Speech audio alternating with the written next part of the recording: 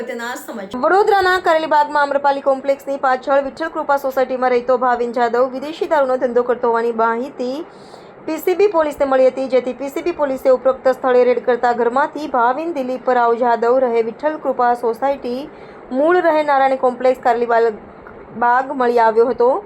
તેની સાથે અન્ય આરોપી દેવ ઉર્ફે પિંશુ વિપુલભાઈ ચૌધરી રહે શિવાજી ચોક સલાટવાડા પણ મળી આવ્યો હતો.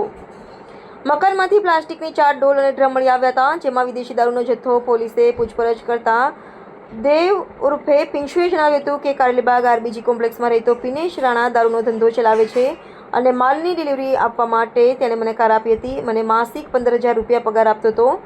ભાવિનને માસિક 30,000 રૂપિયા પગાર ચૂકવતો હતો. પોલીસે બંને આરોપીઓને ઝડપી પાડી દારૂની 542 બોટલ કિંમત રૂપિયા 1.99 લાખ તથા બિયરના 169 ટીન કિંમત રૂપિયા 37,180 મળી કુલ 2.36 લાખનો દારૂનો જથ્થો કર્યો છે.